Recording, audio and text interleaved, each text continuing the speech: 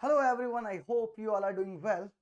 और आज जो हम डेली डोज सीरीज में कॉन्सेप्ट डिस्कस करने जा रहे हैं वो मैकेनिकल इंजीनियरिंग का एक बहुत ही इंपॉर्टेंट टॉपिक है। आरएसी में जो आता है आपका psychrometric topic in numerical. Generally maximum number of engineers को इस टॉपिक में बहुत ज्यादा प्रॉब्लम देखने को मिलती है कि जो साइक्रोमेट्रिक टॉपिक है उसके जो न्यूमेरिकल आते हैं उसमें डेफिनेटली आपको बहुत ज्यादा प्रॉब्लम फील होती है।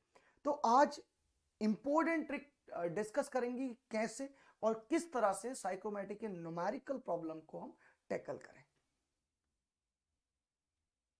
तो हम जैसे कि आप सब जानते हो डिस्कस कर रहे हैं डेली डोज सीरीज में एक इंपॉर्टेंट कॉन्सेप्ट मैकेनिकल इंजीनियरिंग का जो गेट और ESC 23 के लिए आपका बहुत ज्यादा हेल्पफुल हो सकता है। तो एक छोटे से कॉन्सेप्ट से हम यहां से स्टार्ट करते हैं टॉपिक को कि जनरली जब आप एयर की बात कर रहे होते हो तो एयर में my dear two important molecule होते हैं। एक आप कह सकते हो dry air, second you can take the example of moisture.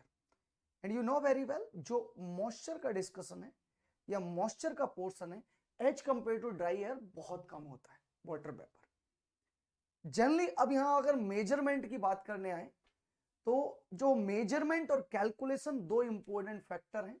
Major psychrometric property हमको मेजर करनी होती है, एक दो थर्मोडायनेमिक प्रॉपर्टी है जो आप मेजर कर सकते हो रिलेटेड टू द साइक्रोमेट्रिक या साइक्रोमीटर से। जैसे आपने देखा होगा सीलिंग साइक्रोमीटर, और ऑलरेडी मैं आपको एक एक्सपेरिमेंट भी कंडक्ट कराया था।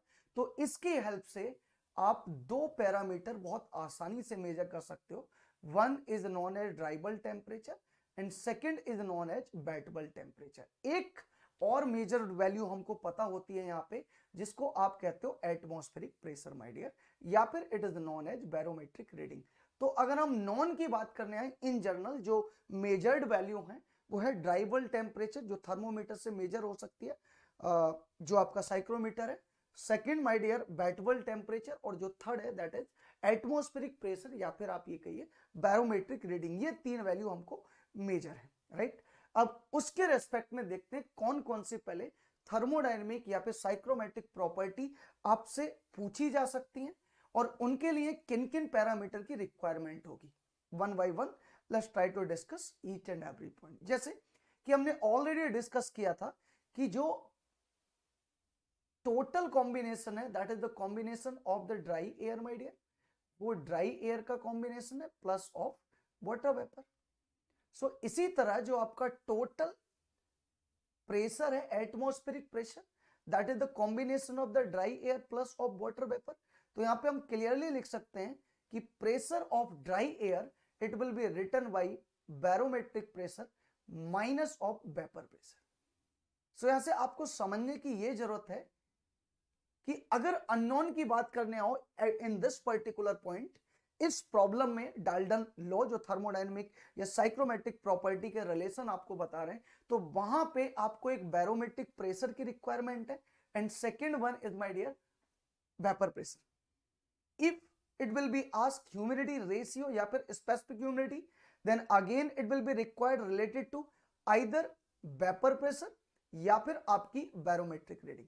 सिमिलरली एक थर्ड इंपॉर्टेंट प्रॉपर्टी यहां से और आती है कि अगर आपको स्पेसिफिक ह्यूमिडिटी या ह्यूमिडिटी रेशियो कैलकुलेट करना पड़े जब आपकी एयर फुल्ली सैचुरेटेड हो, then one more property added here in barometric, after that vapour pressure, and finally जो थर्ड प्रॉपर्टी होगी that will be your saturated pressure my dear.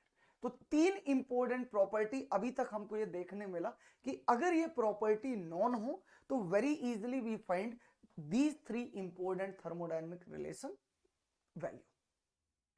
Fourth, degree of saturation already W and WS पे depend करती है। It means it will be again dependent upon barometric reading and after that vapor pressure and then saturated pressure. Relative humidity again PV, vapor pressure and saturated pressure अगर एक बार non हो जाए easily you will be able to calculate। after that फिर से अगर हम density of water vapor की बात करने आए जो एयर में मिक्स है, then it will depend upon the humidity। humidity is again the function of vapor pressure and this is the dribble temperature जो मेजरेबल क्वांटिटी है।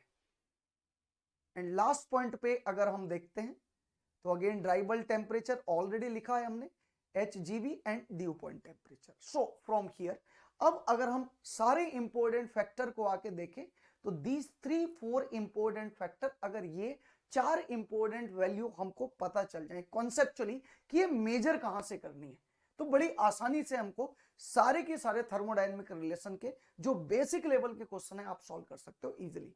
जैसे आपने ऑलरेडी डिस्कस किया है कि जो टेम्परेचर है dry bulb temperature that is the measured value, तो मैक्सिमम क्वेश्चन में ड्राई बल्ब टेम्परेचर आपको दिया होता है. तो अभी तक हम ये मान सकते हैं कि मोस्ट ऑफ टाइम आपके पास dry bulb temperature, wet bulb temperature, barometric reading है. लाइक बैरोमेट्रिक रीडिंग है. Barometric reading means atmospheric pressure, that it will be 760 mm of Hg, या फिर डायरेक्टली दी होती है लाइक 1.013 बार. अब देखते हैं कि ये वेपर प्रेशर कैसे फाइंड करना है and after that saturated pressure कैसे फाइंड आउट करना है. Generally we know very well कि हमारी जो कॉम्बिनेशन में एयर प्लस वेपर के मॉलिक्यूल होंगे देन एयर बहुत हाई होगी and vapour definitely low value की होगी, बहुत लो प्रेशर पे मेंटेन होगी बिकॉज परसेंटेज बहुत कम है.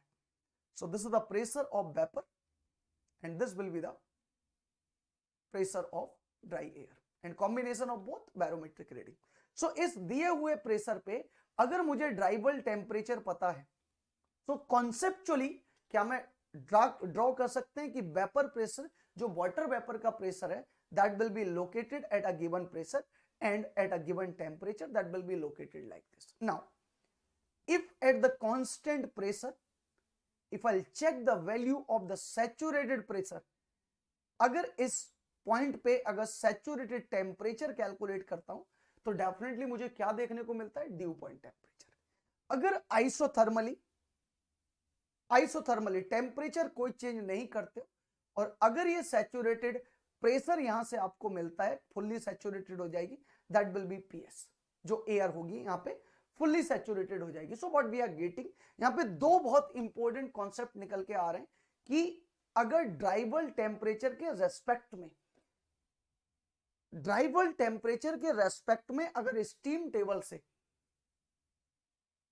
आपको सैचुरेटेड प्रेशर वाले कॉलम से प्रेशर लिया जाए, that will be numerical value of PS, means dry bulb temperature के रेस्पेक्ट में जो स्टीम टेबल से हम प्रेशर लेके आएंगे वो एग्जैक्टली आपका जो प्रेशर आने वाला है that will be PS. और इसको डिक्रीज जो करके ला रहे हैं, अगर ड्यू पॉइंट टेम्परेचर के रेस्पेक्ट में जो हम प्रेशर लेके आएंगे my dear, that will be vapour pressure. So it means अगर हम इसको जनरलाइज डिफाइन करें, we are getting that PS क्या होगा, सैचुरेटेड प्रेशर जो ड्राई बल्ब टेम्परेचर के रेस्पेक्ट में हम कैलकुलेट करके ला रहे हैं, करस्पॉन्ड में कैलकुलेट करके ला रहे हैं, कहां से, स्टीम टेबल से, तो वो यहां पे PS आ रहा है. So what will be given in the question, आपको ड्राई बल्ब टेम्परेचर दिया हुआ है, स्टीम टेबल के वो पैरामीटर दिए हुए, सैचुरेटेड प्रेशर उसके करस्पॉन्ड में कैलकुलेट करते हो तो वही PS होगा. Similarly dew point temperature is given to us, generally either it is given, और अगर नहीं दिया होता है तो इसका जो आपका एम्पेरिकल रिलेशन होते हैं वो सारे दिए होते हैं कि ड्यू पॉइंट टेम्परेचर या फिर vapour pressure in the term of barometric reading and wet bulb temperature and this all empirical relation are given, और इन टर्म में आपको कैलकुलेट किया जा सकता है. And after that PW again it is with respect to TW, जो फिर से आप स्टीम टेबल से कैलकुलेट करके ला सकते हो. और लास्ट में जो हम स्टार्टिंग में डिस्कस करके आए थे, लास्ट पॉइंट वही है कि आपका ड्राई बल्ब टेम्परेचर और wait bulb temperature measurable quantity है. सो इन दिस वे आपको most of the time due point temperature या ड्राई बल्ब टेम्परेचर या वेट बल्ब टेम्परेचर आपको दिया होता है, उसके रेस्पेक्ट में स्टीम टेबल की हेल्प से सारे सैचुरेटेड प्रेशर दिए होते हैं, उन प्रेशर की हेल्प से आप प्रेशर कैलकुलेट कर सकते हो उन सारे के सारे डेटा की हेल्प से, और फिर उन जितने भी फॉर्मूले हम अभी डिस्कस करके आए हैं उन सारे के सारे फॉर्मूले हम my dear one by one we can substitute the value and we can get the answer. तो बहुत सीक्वेंस तरीके से आप आसानी से ये पूरा टॉपिक या पूरे साइक्रोमेट्रिक रिलेशन के क्वेश्चन कर सकते हो. तो चलिए इसी सीरीज में फिर से किसी नेक्स्ट इंपॉर्टेंट टॉपिक को डिस्कस करेंगे कि कैसे, क्योंकि गेट 23 S3 बहुत ज्यादा नजदीक आ रहा है, तो अब आपकी अप्रोच ही ऐसी होनी चाहिए कि कैसे टू द पॉइंट जाके कम से कम टाइम में हम ज्यादा से ज्यादा क्वेश्चन अप्रोच कर सकें। So thank you all, bye bye, take care.